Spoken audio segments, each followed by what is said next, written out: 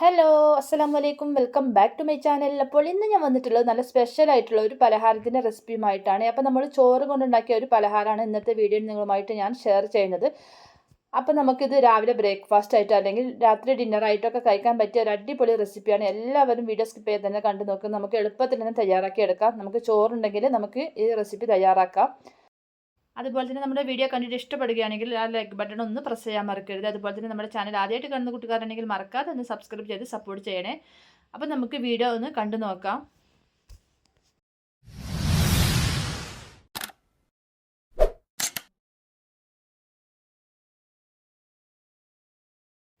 നമ്മുടെ സ്പെഷ്യൽ പൊറോട്ട റെഡിയാക്കുന്നതിന് വേണ്ടി ഞാനിവിടെ ചോറാണ് എടുത്തിട്ടുള്ളത്. അത് ഒരു ബൗൾ ഫുള്ളായിട്ട് ഞാൻ ചോറ് എടുത്തിട്ടുണ്ട്.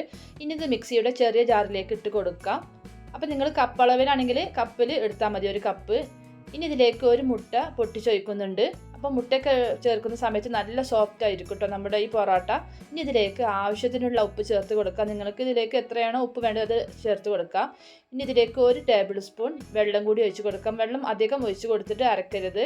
എന്നിട്ട് നല്ല ഫൈനായിട്ട് പേസ്റ്റ് രൂപത്തിൽ തന്നെ അരച്ചെടുത്തിട്ടുണ്ട്. ഇനി നമുക്കിതൊരു ബൗളിലേക്ക് മാറ്റി കൊടുക്കാം.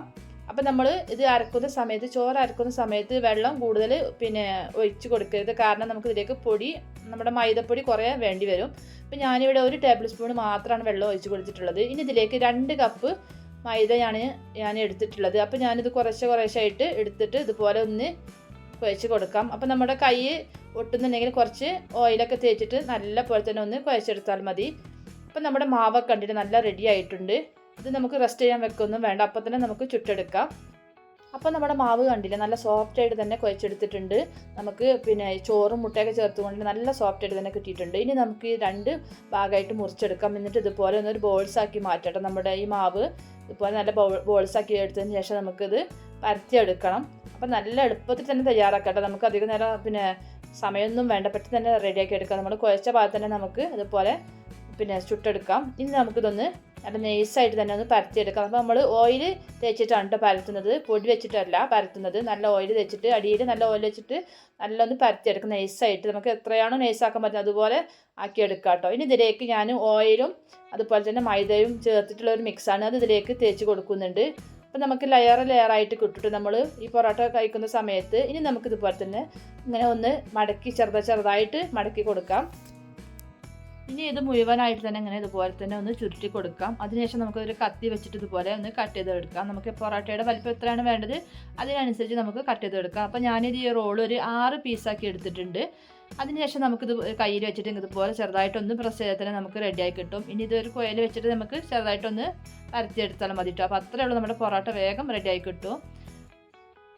ഇനി നമുക്കിത് കുറച്ച് ഓയിലൊക്കെ തേച്ചിട്ട് ഒട്ടിപ്പിടിക്കാതെ തന്നെ ഓയിലൊക്കെ തേച്ചിട്ട് ഒന്ന് ചെറുതായിട്ടൊന്ന് പ്രസ് ചെയ്തുകൊണ്ട് ആദ്യം കൈ വെച്ചൊന്ന് പ്രസ് ചെയ്യുക. അതിന് ശേഷം ഒരു കോയിൽ വെച്ചിട്ട് ഒന്ന് പരത്തിയെടുത്താൽ മതി. അധികം പ്രഷറൊന്നും കൊടുക്കാതെ തന്നെ ചെറുതായിട്ടൊന്ന് പരത്തിയെടുത്താൽ മതി.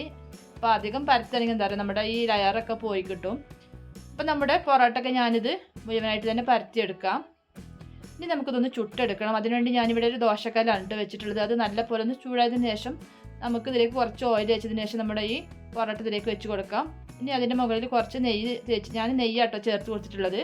നിങ്ങൾക്ക് വേണമെങ്കിൽ ഓയിൽ ചേർത്ത് കൊടുക്കാം. അതിനുശേഷം ഒന്ന് മറിച്ചിട്ടിട്ട് നമുക്ക് തിരിച്ചും മറിച്ചും നമുക്ക് ഇതൊന്ന് ചുട്ടെടുക്കാം. അപ്പോൾ നല്ല പൊങ്ങി വരുന്നുണ്ട് നമ്മുടെ ഈ പൊറോട്ടയൊക്കെ. നല്ല ചോറും അതുപോലെ തന്നെ മുട്ടയൊക്കെ ചേർത്തുകൊണ്ട് തന്നെ നല്ല സോഫ്റ്റായിട്ട് തന്നെ കിട്ടിയിട്ടുണ്ട്. ഇനി നമുക്കിത് 2 ഭാഗം നല്ലൊരു കളറാവുന്ന വരെ ഒന്ന് ചുട്ടെടുക്കാം കേട്ടോ. അപ്പോൾ നമ്മുടെ പൊറോട്ടയൊക്കെ ഏകദേശം ഒന്ന് റെഡി ആയിട്ടുണ്ട്. ഇനി നമുക്ക് ബാക്കിയുള്ളതും ഇതുപോലെ തന്നെ ചുട്ടെടുക്കാം. അപ്പോൾ നമ്മൾ നല്ല ഹൈ ഫ്ലെയിമിലിട്ട് ചൂടാക്കിയതിന് ശേഷം ഒരു മീഡിയം ഫ്ലെയിമിലിട്ട് വേണം കേട്ടോ നമ്മുടെ ഈ പൊറോട്ട ചുട്ടെടുക്കുമ്പോൾ, ഇല്ലെങ്കിൽ പെട്ടെന്ന് തന്നെ കരിഞ്ഞിട്ട് പോകും.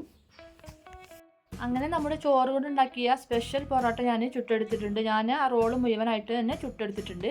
എനിക്ക് 2 ബൗൾ ചോറ് കൊണ്ട് 12 പൊറോട്ടയാണ് കേട്ടോ റെഡിയായി കിട്ടിയിട്ടുള്ളത്. നല്ല സോഫ്റ്റ് ആയിട്ടുള്ളത് തന്നെ പൊറോട്ടയാണ്, കണ്ടാൽ തന്നെ അറിയാലോ. നല്ല ലെയറായിട്ട് തന്നെ വന്നിട്ടുണ്ട്. നമ്മൾ സാധാരണ പൊറോട്ട ഉണ്ടാക്കുന്ന പോലെ ഒന്നും കഷ്ടപ്പാടില്ല കേട്ടോ. പെട്ടെന്ന് തന്നെ നമുക്ക് തയ്യാറാക്കാം. എനിക്ക് തോന്നുന്നു സിമ്പിളായിട്ടുള്ളൊരു ബ്രേക്ക്ഫാസ്റ്റാണ് കേട്ടോ. ഞാനിത് രാവിലെയാണ് റെഡിയാക്കിയിട്ടുള്ളത്. അപ്പോൾ നമുക്ക് എളുപ്പത്തിൽ തന്നെ തയ്യാറാക്കാം. നമ്മൾ കുഴച്ചിട്ട് വെക്കൊന്നും വേണ്ടല്ലോ, പെട്ടെന്ന് തന്നെ ചുട്ടെടുക്കാം. അപ്പോൾ എല്ലാവരും ഇതുപോലെ ഒന്ന് ട്രൈ ചെയ്ത് നോക്കും കേട്ടോ. നമ്മൾ ചോറൊക്കെ ബാക്കിയായാലും നമുക്ക് പെട്ടെന്ന് തന്നെ റെഡിയാക്കി എടുക്കാം. അപ്പോൾ കുട്ടികൾക്കും ഒരുപാട് ഇഷ്ടപ്പെടുന്ന റെസിപ്പിയാണ് കേട്ടോ. നമുക്ക് പൊറോട്ട എല്ലാവരും ടേസ്റ്റ് ഉണ്ട് തോന്നുന്നു കേട്ടോ. എനിക്ക് കഴിക്കുന്ന സമയത്ത് നല്ല ടേസ്റ്റ് ആയിട്ടുള്ളൊരു റെസിപ്പി തന്നെയാണ്. അപ്പോൾ എല്ലാവരും ഒന്ന് ട്രൈ ചെയ്ത് നോക്കുക. അപ്പോൾ നിങ്ങൾക്ക് ഇന്നത്തെ എൻ്റെ വീഡിയോ ഇഷ്ടപ്പെടുന്നു കരുതുന്നു. അങ്ങനെ ഇഷ്ടപ്പെടുകയാണെങ്കിൽ ഞാൻ എപ്പോഴും പറയുന്ന പോലെ തന്നെ ലൈക്ക് ചെയ്യാനും കമൻറ്റ് ചെയ്യാനും ഷെയർ ചെയ്ത് സപ്പോർട്ട് ചെയ്യാനൊന്നും മറക്കരുത്. അപ്പോൾ നെക്സ്റ്റ് വീഡിയോ നല്ലൊരു അടിപൊളി റെസിപ്പിയുമായിട്ട് വീണ്ടും കാണാം. അതുവരെ എല്ലാവർക്കും ബൈ. Thank you.